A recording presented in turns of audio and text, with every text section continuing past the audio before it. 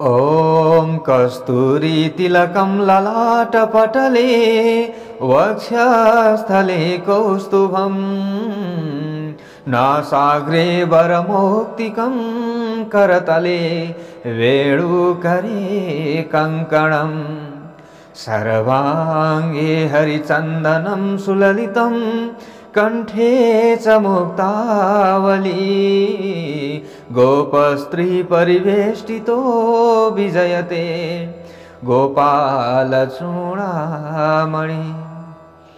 कृष्णाय वासुदेवाय हरये परमात्मने प्रणतक्लेशनाशाय गोविन्दाय नमो नमः। नारायणं नमस्कृत्य नरं चैव नरोत्तमं देवीं सरस्वतीं व्यासं ततो जयमुदीरये। ॐ नमो भगवते वासुदेवाय। राधा दामोदर भगवान को जय हो।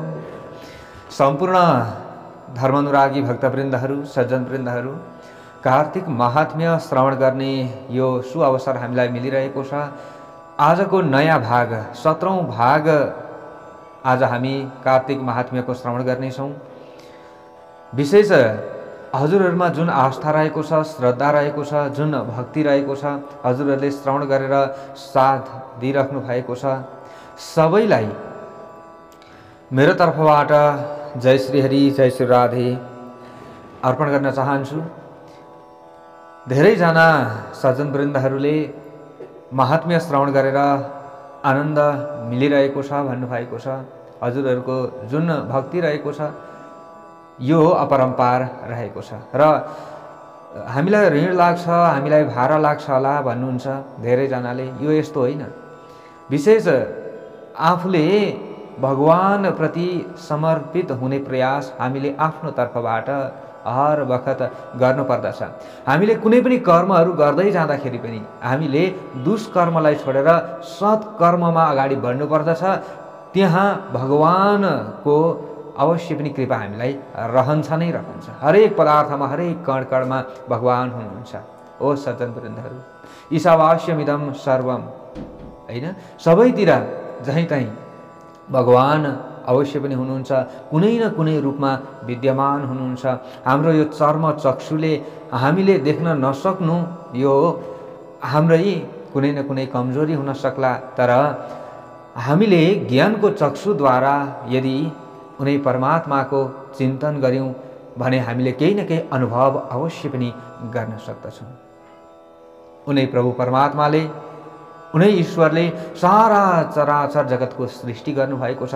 हजुरलाई बनाउने वाला पनि उहाँ नै हुनुहुन्छ, मलाई बनाउने वाला पनि उहाँ नै हुनुहुन्छ। विशेष हामीले उहाँप्रति नै भक्तिभाव र श्रद्धा राख्नै पर्दछ। यो सारा संसार, विश्व ब्रह्माण्ड त्यसै चलेको छ र चलेको छैन। हाम्रो इच्छा अनुसार यहाँ कुनै पत्ता पनि हलिँदैन। हलिँदैन। यदि प्रकृतिले चाहनु हो भने हामी प्रकृतिका अगाडि केही पनि होइनौँ। ओ सज्जनवृन्दहरू, यदि उनै प्रभु परमात्माको कृपा रह्यो भने मुखं करोति वाचालम, एउटा लाटो व्यक्ति पनि बोल्न सक्दछ। यानी कि बाणी नै नआउने व्यक्तिले पनि बोल्न सक्दछ। पंगुम लङ्घयते गिरिम, लङ्गडोले पनि पहाड चढ्न सक्दछ। यदि उनै प्रभु परमात्माको कृपा रह्यो भने, यदि उहाँको कृपा हामीमा रहेन भने हामी स्वास्थ्य हुँदा हुँदै भोलि 81 रोगी पनि बन्नु पर्दछ। हामी सबै कर्मेन्द्रियहरूले युक्त हुँदा हुँदै एउटा कर्मेन्द्रिय हामीबाट नरहन पनि सक्दछ। यो हाम्रो उहाँको जो कृपा भएन भने हातले पनि काम नगर्न सक्दछ, खुट्टाले पनि काम नगर्न सक्दछ। यो सारा चराचर प्रपञ्चलाई चलाउनेवाला त उहाँ नै हुनुहुन्छ, जो ईश्वर हुनुहुन्छ। हो सज्जनवृन्दहरू, एउटा कुनै पनि मूर्तिलाई देखेर त्यो मूर्ति बनाउनेवाला व्यक्तिको हामीलाई स्मरण आउँछ कि आउँदैन? कुनै पनि हामीले मूर्ति देखियो भने यो कसले बनाएको होला, कसरी यो बनियो होला भनेर हामीले अवश्य पनि स्मरण गर्दछौँ। हो त्यस्तै यो सारा चराचर संसार बनाउनेवालालाई हामीले स्मरण गर्नुपर्छ कि पर्दैन होला? हो पर्छ। जो भगवानले यो प्रकृतिमा सुन्दर चिजहरू बनाउनु भएको छ, यो सुन्दर चिज वस्तु आदिलाई देखेर यो बनाउनेवाला व्यक्तिको, निर्माणकर्ताको हामीले अवश्य पनि ध्यान गर्नुपर्दछ। त्यो सत्ताको हामीले अवश्य पनि ध्यान गर्नुपर्दछ। त्यसैले हो सज्जनवृन्दहरू, हामीले उहाँको चिन्तन मननमा लागिरहेका छौँ। योभन्दा ठुलो श्रद्धा भक्ति अरू के हुन सक्दछ र? त्यसैले हजुरहरू धेरैले भन्नुहुन्छ कि व्हाट्सएपमा मेसेन्जरमा पनि धेरै हजुरहरूको कल पनि आउँछ, मेसेज पनि आउँछ। हजुरले हामीलाई पुरुषोत्तम महात्म्य पनि श्रवण गराउनु भयो, कार्तिक महात्म्य पनि हजुरको मुखबाट हामीले श्रवण गर्दैछौँ। हामीले त ऋण लिएर आएका रहेछौँ, हामी त हजुरबाट ऋणी भयौँ भन्नुहुन्छ। यसो होइन, हो हुँदै होइन। विशेष हो हामीले आफ्नो तरिकाले श्रद्धा राख्नुपर्दछ, यो सही कुरा हो। हामीले कसैलाई सहयोग गर्ने ठाउँमा गर्नुपर्दछ र अवश्य पनि हामीले यस्ता महात्म्यहरू भए, जस्तै हामीले अहिले कार्तिक महात्म्य हजुरहरू समक्षमा राखिरहेका छौँ। अब माघ आएपछि माघ महात्म्य हजुरहरूलाई राख्नेछौँ। धेरैजनाले श्रीमद् भागवतको मूल पाठ राखिदिनु न, दिनको 1 अध्याय गरेर भन्नुहुन्छ। अब त्यो पनि सम्भव भएछ भने हामीले राख्छौँ। के छ र, 4-5 मिनट 10-11 मिनट टाइम दिँदाखेरि सबैको कल्याण हुन्छ, सबैको उद्धार हुन्छ भने हामीले यही सोच्नु पर्दछ कि सबैको उद्धार होस्, सबैको कल्याण होस्, सबैले सद्गतिलाई प्राप्त गर्न सकुन्।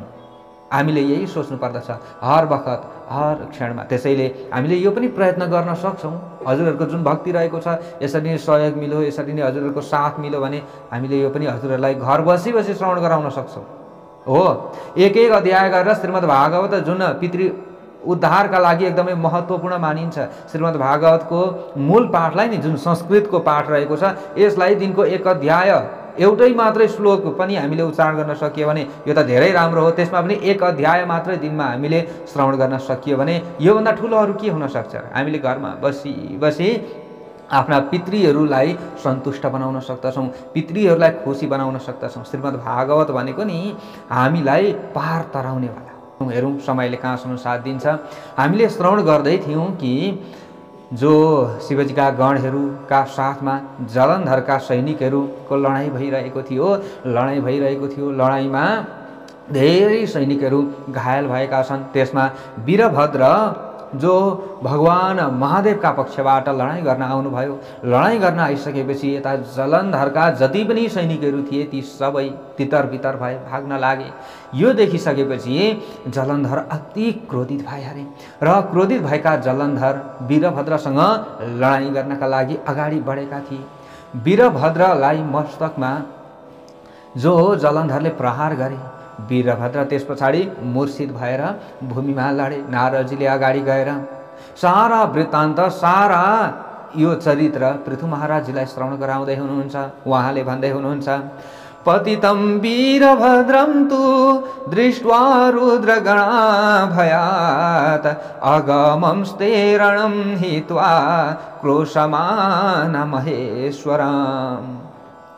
उहाँले भन्दै हुनुहुन्छ नारदजीले कि वीरभद्रलाई पृथ्वीमा लडेको देख्ने बित्तिकै महादेवजीका जति पनि गणहरू थिए सबै एकदमै डराए हरे र रणलाई छोडेर भाग्न लागे। रणभूमिमा उनीहरू त्यहाँ रहेनन्, त्यहाँबाट उनीहरू दौडन लागे, भाग्न लागे, हाहाकार गर्दै शिवजीका सम्मुख गएर सारा वृत्तान्त उनीहरूले श्रवण गराए। अथ कोलाहलं श्रुत्वा गणानां चन्द्रशेखरः। सारा कोलाहल सुनेर ब्रह्माजी पनि त्यो समयमा चकित बन्नुभएछ, सारा देवताहरू पनि चकित बनेछन्।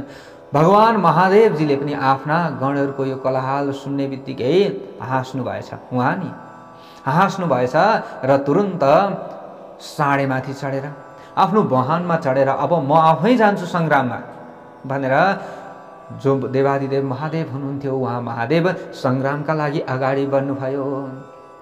अब शङ्करजीलाई आउँदै गरेको देखिसकेपछि रुद्रमायन्तमालोक्य सिंहनादैर्गणः पुनः।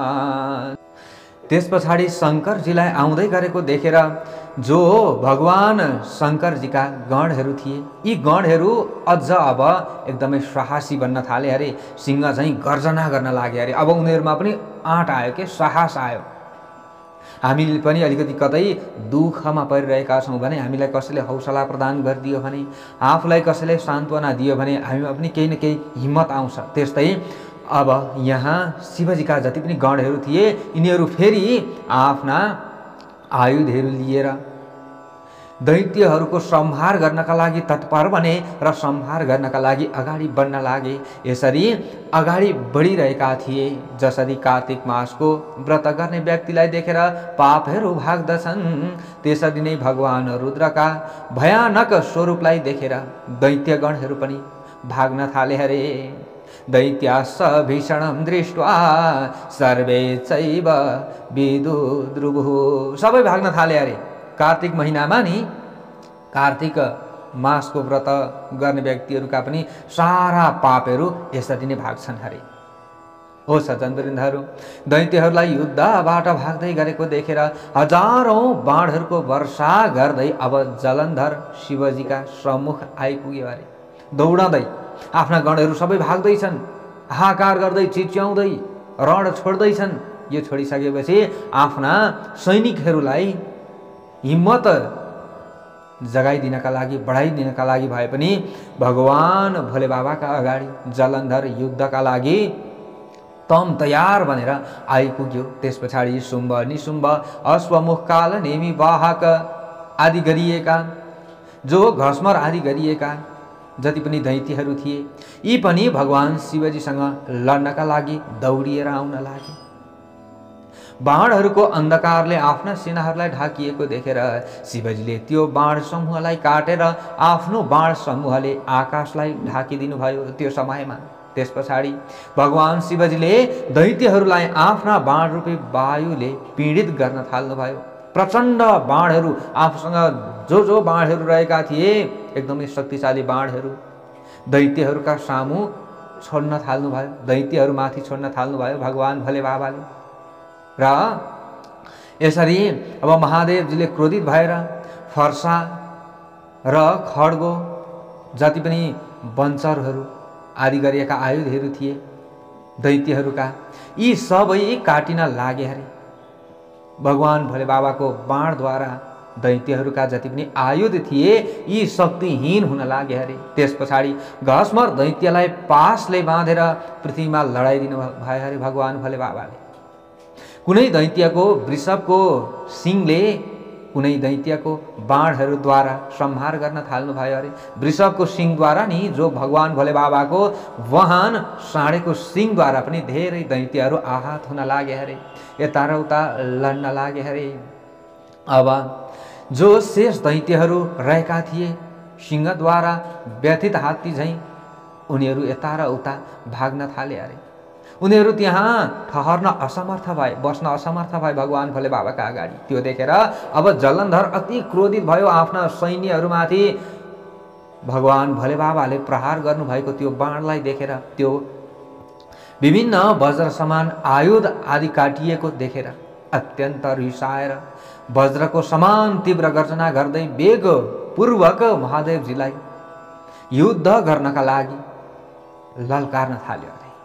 ए महादेव, यी निरीह सैनिकहरूमाथि के बाणको वर्षा गर्छौ? सक्छौ भने मसँग युद्ध गर्न आऊ, मसँग युद्ध गर्न आऊ। युद्ध स्वाद्य मया सार्धम किमे वीर निहतैस्तव। यी निरीह जो सैनिकहरू रहेका छन् यिनीहरूलाई किन बाण वर्षा गर्छौ? सक्छौ भने मसँग युद्ध गर। यसरी जो जालन्धर थियो, जालन्धरले भगवान भोले बाबालाई ललकार्न थाले अरे। ए जटाधार, तसँग जति शक्ति छ त्यो मसँग पनि छ भन्न थाल्यो। अब हेर्नुहोस् है, घमण्ड मूर्खहरूलाई कहिले पनि सम्झाउन सकिँदैन। जो जालन्धर थियो, जालन्धर पनि अति मूर्ख थियो। हेर्नुहोस्, मूर्खका मनमा अर्ती गाली तुल्य बिजाउँछ, विष पान गरी सर्प खाली विष बहाउँछ। मूर्खलाई अर्ती दियो भने नि उसलाई त्यो गाली समान लाग्छ अरे, तितो लाग्छ अरे हो। र सर्पलाई जति दुध खुवाए पनि त्यसले अमृत दिँदैन, त्यसले विषै दिन्छ। दुध खाए पनि सर्पले विष नै बहाउँछ। त्यस्तै यहाँनिर जलन्धर जो थियो, जलन्धर पनि अति मूर्ख बनिरहेको थियो। अब मसँग युद्ध गर भनेर ललकार्न थालिसकेपछि भगवान भोले बाबालाई पनि अति रिस उठेछ र हाँस्दै हाँस्दै भगवान शङ्करजीले आफ्ना तीखा अमोघ बाणहरूले जलन्धर माथि प्रहार गर्न थाल्नुभयो। र जलन्धरले पनि जो बाणको वर्षा भगवान भोले बाबा माथि गर्न थाल्यो, सबै बाणहरूलाई भगवान भोले बाबाले काटिदिन थाल्नुभयो। हेर्नुहोस् है, तीव्र 7 बाणहरू त्यसको घोडा र ध्वजा छत्र र धनुषलाई ताकेर भगवान भोले बाबाले प्रहार गरिदिनु भयो र ती सबै काटिदिनु भयो। धनुष रथ आदि काटिएको जो जलन्धर थियो अब तीव्र गतिले त्यत्तिकै रथै बेगर दौडिन लाग्यो। शङ्करजीले आफ्ना बाणले त्यसको गधालाई पनि काटिदिनु भयो। उसले गधा प्रहार गरेको थियो, त्यो गधा पनि काटिएको देखेर अझै जालन्धर रिसले चुरमिरिन थाल्यो अरे। त्यस पछाडि अब दुवै मुठीले हानेर मार्ने उद्देश्यले मुठी बाँधेर भगवान भोले बाबाको सम्मुख आइपुग्यो जलन्धर। हेर्नुहोस् है, अब भगवान भोले बाबा जो भगवान भोले बाबा सर्वशक्तिमान हुनुहुन्छ, सारा संसारको उहाँले संहार गर्न सक्नुहुन्छ र जसको अंशद्वारा जो जालन्धर प्रकट भएको थियो, त्यही जालन्धरसँग भगवान भोले बाबा आफ्नो अंशसँग लडाइँ गरिराख्नु भएको छ। उत्तिकै बलशाली त थियो, बलशालीमा त धेरै बलशाली थियो जालन्धर, कसैले सक्दैन थिए। देवताहरूले पनि हार खाइसकेका थिए। अब त्यस पछाडि शङ्कर भगवानले बाण समूहले हानेर 1 कोस टाढा जो जालन्धर नजिक आएको थियो उसलाई फ्याँकिदिनु भयो। बाण हानेर 1 कोस टाढा फ्याँकिदिसकेपछि त्यस पछाडि जालन्धरले अब विचार गर्यो अरे कि शङ्करजीलाई आफूभन्दा ज्यादा बलशाली उसले विचार गर्यो। शङ्करजी मभन्दा बलशाली रहेछन् यी शङ्कर भनेर अब उसले सम्मोहन विद्याको प्रयोग गर्यो अरे र अद्भुत गन्धर्वी आदि उसले रच्यो। यानि कि गन्धर्वीहरूलाई प्रकट गरायो, विभिन्न अप्सराहरूलाई प्रकट गरायो र माया रच्ने बित्तिकै त्यहाँ अप्सराहरू उत्पन्न भए अरे, गन्धर्वहरू उत्पन्न भए अरे र उनीहरूले गाउन लागे अरे, बजाउन लागे अरे, नाच्न लागे अरे। ताल मृदङ्ग आदिका साथमा केही ताल वंशी मृदङ्ग आदि उनीहरूले बजाउन लागे अरे। यो आश्चर्यलाई देखेर महादेवजी त्यही भुलिन थाल्नु भएछ, मोहित हुनुभएछ भगवान भोले बाबा नि एकदमै।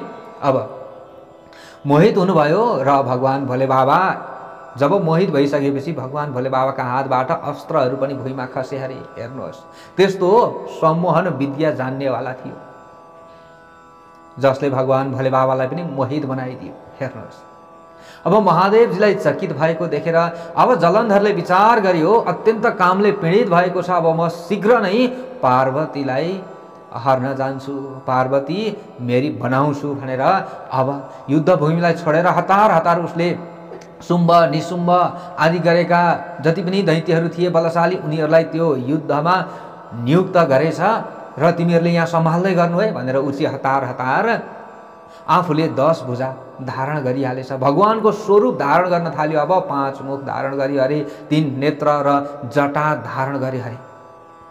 जालन्धरले नि साक्षात भगवान भोले बाबा नै जस्तो अब ऊ देखिन थाल्यो। हेर्नुहोस्, मायावी थियो नि त एकदमै, मायावीलाई कसले सक्ने। अब उसले महावृषभ ठुलो साँडे पनि रचना गरेछ र महादेव साक्षात बनेर साँडेमाथि सवार भएर पार्वती माताको नजिक पुग्यो। को जालन्धर।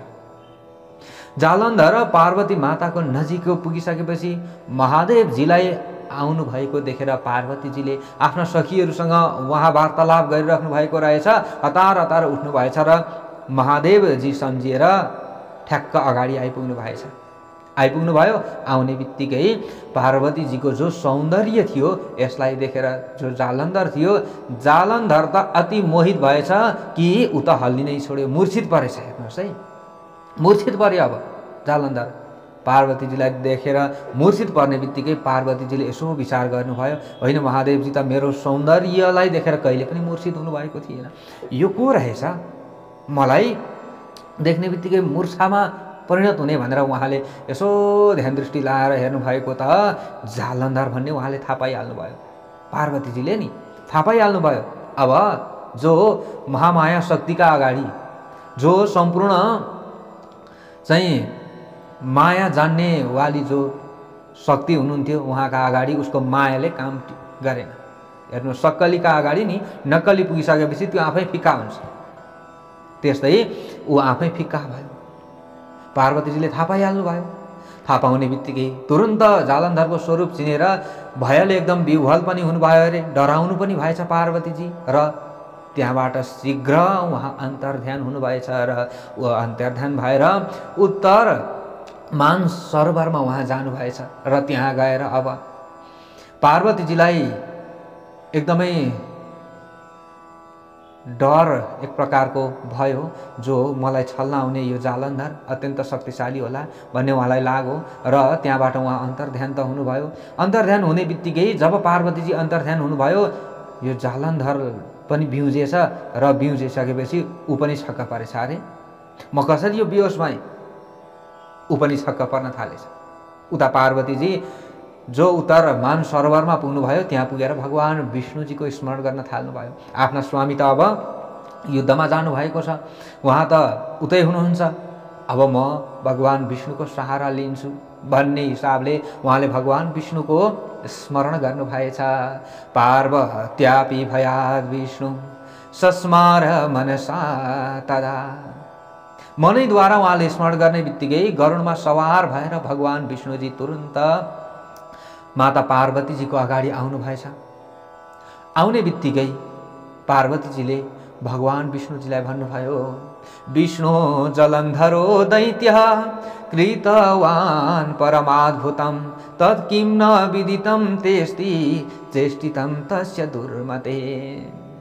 हे विष्णुजी, तपाईँ यो पापी जालन्धरलाई जान्नुहुन्छ कि हुन्न? तपाईँले त जान्नुपर्ने, यसले अद्भुत कार्य गर्यो। मलाई छर्नका लागि यो दुर्बुद्धि भएको कुचेष्टीले मलाई छल्ने प्रयास गर्यो। हजुरलाई ज्ञात छ कि छैन यो कुरा? तपाईँ त सारा कुराहरू जान्नुहुन्छ, पक्कै पनि हजुरलाई ज्ञात हुनुपर्ने हो। भनिसकेपछि भगवान विष्णुजीले अगाडि गएर भन्नुहुन्छ, तेनैव दर्शितः पन्था वयमप्यन्य यामहे। हे पार्वतीजी, अब यसले जुन मार्ग देखाएको छ नि, अब हामी पनि त्यही मार्ग हिँड्नु पर्दछ।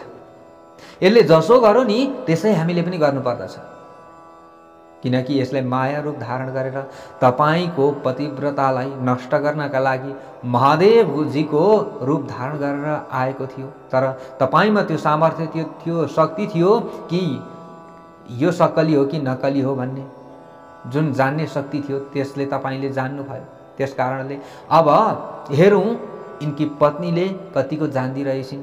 इनको पत्नी अत्यन्त पतिव्रता भएका कारणले गर्दा पति धर्म जुन पतिव्रता धर्मले यो सुरक्षित भएको छ। अब जो पतिव्रता इनकी पत्नी छ वृन्दा, अब इनको पतिव्रता धर्मलाई सुरक्षित रहन हामीले दियो भने यो दुष्ट मर्दैन। यो दुष्ट मर्नका लागि केही न केही हामीले उपाय गर्नै पर्दछ। यस्तो भनेर भगवान विष्णुजीले फेरि अब जालन्धरको नगरमा पुग्नु भयो। कस्तो भनेर पुग्नु भयो? जालन्धर जस्तो थियो त्यस्तै रूप धारण गर्नुभयो अरे भगवान विष्णुजीले र जालन्धरको नगरमा पुग्नु भयो। यता शङ्करजी गन्धर्वसँग रणमा खडा हुनुहुन्थ्यो। गन्धर्वहरूसँग उहाँ त अल्मलिराख्नु भएको थियो, चकित परिराख्नु भएको थियो। त्यहाँ गाएको चाहिँ विभिन्न गायन आदिलाई सुनेर, गाना आदिलाई सुनेर, त्यहाँ नाचेका अप्सराहरूलाई देखेर त्यही उहाँ त लट्ठ परिराख्नु भएको थियो। अब माया नष्ट भयो अरे जब जालन्धर फेरि लडाइँमा आइपुग्यो। लडाइँमा आइसकेपछि माया नष्ट भयो। माया नष्ट हुने बित्तिकै शङ्करजीमा फेरि चेतना आयो। चेतना आउने बित्तिकै अब फेरि युद्ध सुरु भयो। भगवान शङ्करजी अत्यन्त क्रोधित हुनुभयो अरे फेरि। उता भगवान विष्णुजी वृन्दाको पतिव्रता धर्म नष्ट गर्नका लागि गइसक्नु भएको छ। हेर्नुहोस्, अब यता भोले बाबालाई पनि अत्यन्त क्रोध आयो। यो जालन्धर त जसरी पनि मर्नै पर्दछ। अब यो मर्ने उपाय के होला त? केही गर्दा मर्दैन। पत्नीको पति धर्म जो पतिव्रता धर्म छ, यो धर्मले यो सुरक्षित भइरहेको छ।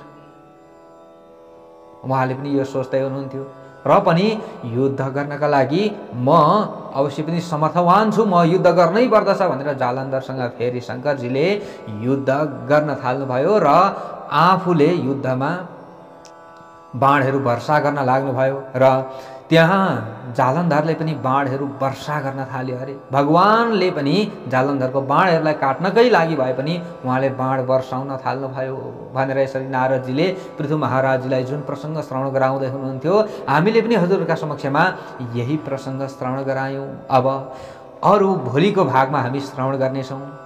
जय जय श्री पद्मपुराणे श्री कृष्ण सत्य संवादे कार्तिक महात्म्ये पञ्चदशोऽध्यायः। अब भोलि अरू प्रसङ्ग हामी यहाँबाट उता हजुरका समक्षमा राख्नेछौँ। आजको प्रसङ्गबाट मलाई बिदा दिनुहोस्। सबैको दिन राम्रो रहोस्, शुभ रहोस्। जय श्री हरि।